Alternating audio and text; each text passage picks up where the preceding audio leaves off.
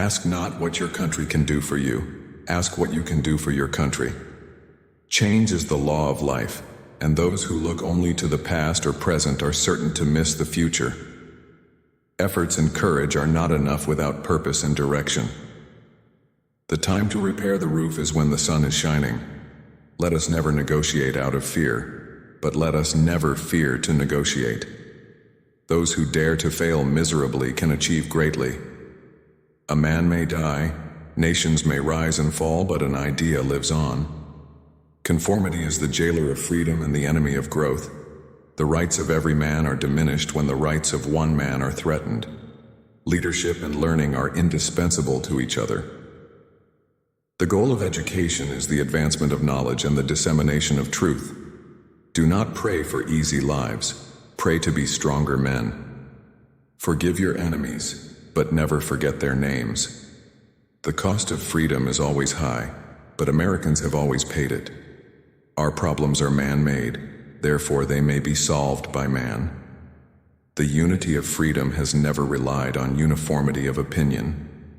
The great enemy of the truth is very often not the lie, but the myth. We must use time as a tool, not as a crutch. Peace is a daily, a weekly, a monthly process, gradually changing opinions, slowly eroding old barriers, quietly building new structures. The human mind is our fundamental resource. The best road to progress is freedom's road. Tolerance implies no lack of commitment to one's own beliefs. Rather, it condemns the oppression or persecution of others. Victory has 1,000 fathers, but defeat is an orphan. A nation that is afraid to let its people judge the truth and falsehood in an open market is a nation that is afraid of its people. The supreme reality of our time is the vulnerability of our planet. We choose to go to the moon in this decade and do the other things, not because they are easy, but because they are hard. The ignorance of one voter in a democracy impairs the security of all. The very word secrecy is repugnant in a free and open society. We are tied to the ocean, and when we go back to the sea, whether it is to sail or to watch, we are going back from whence we came. The courage of life is often a less dramatic spectacle than the courage of a final moment, but it is no less a magnificent mixture of triumph and tragedy. The one unchangeable certainty is that nothing is unchangeable or certain. The path we have chosen for the present is full of hazards, as all paths are, but it is the one most consistent with our character and courage as a nation. The stories of past courage can define that ingredient. They can teach, they can offer hope, they can provide inspiration, but they cannot supply courage itself. For this, each man must look into his own soul. There are risks and costs to action, but they are far less than the long-range risks of comfortable inaction. Too often we enjoy the comfort of opinion without the discomfort of thought. We must find time to stop and thank the people who make a difference in our lives. We have the power to make this the best generation of mankind in the history of the world, or to make it the last. When written in Chinese, the word crisis is composed of two characters.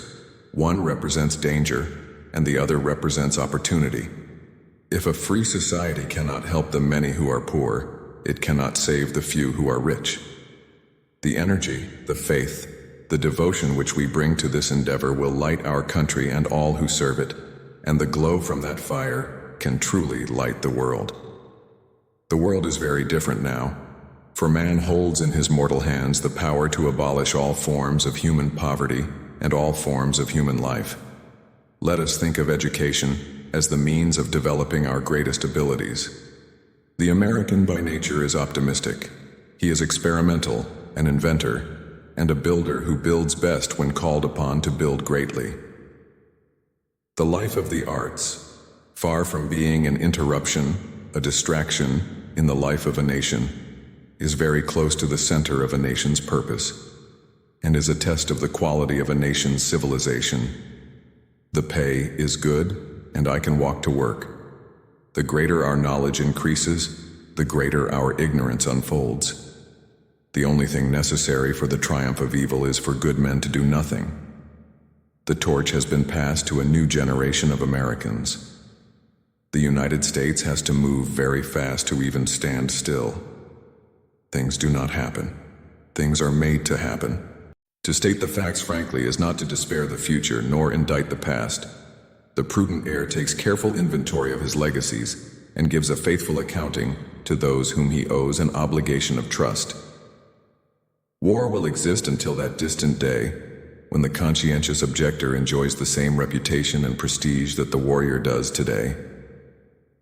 We are not here to curse the darkness, but to light the candle that can guide us through that darkness to a safe and sane future. We believe that if men have the talent to invent new machines that put men out of work, they have the talent to put those men back to work. We must never forget that art is not a form of propaganda, it is a form of truth. We need men who can dream of things that never were. We stand today on the edge of a new frontier. When power leads man toward arrogance, poetry reminds him of his limitations. Without debate, without criticism, no administration and no country can succeed, and no republic can survive.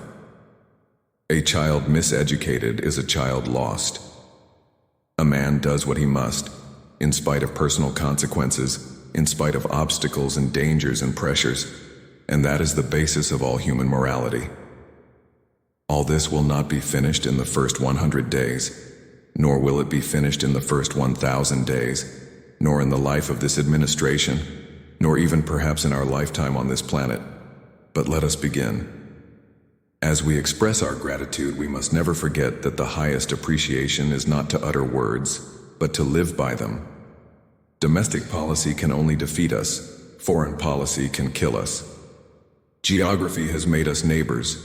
History has made us friends. Economics has made us partners. And necessity has made us allies. I am certain that after the dust of centuries has passed over our cities, we too will be remembered not for victories or defeats in battle or in politics, but for our contribution to the human spirit. I look forward to a great future for America, a future in which our country will match its military strength with our moral restraint, its wealth with our wisdom, its power with our purpose.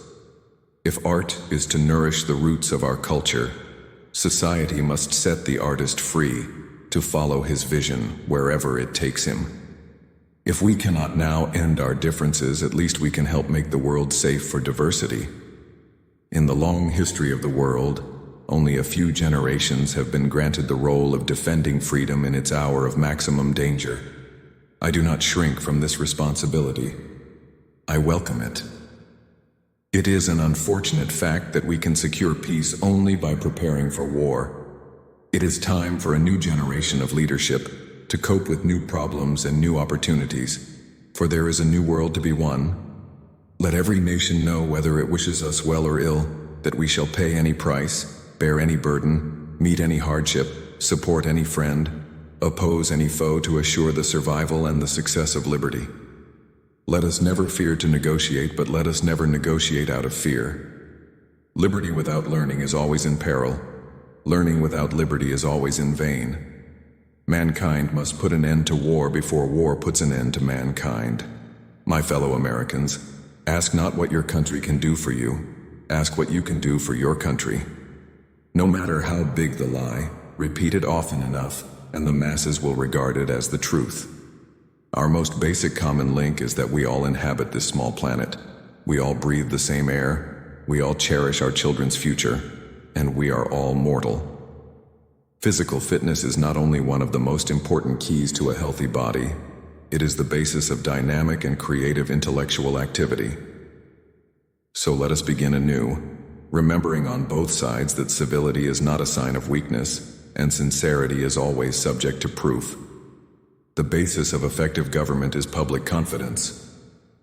The challenge of the next half-century is whether we have the wisdom to use that wealth to enrich and elevate our national life. The great revolution in the history of man, past, present, and future, is the revolution of those determined to be free.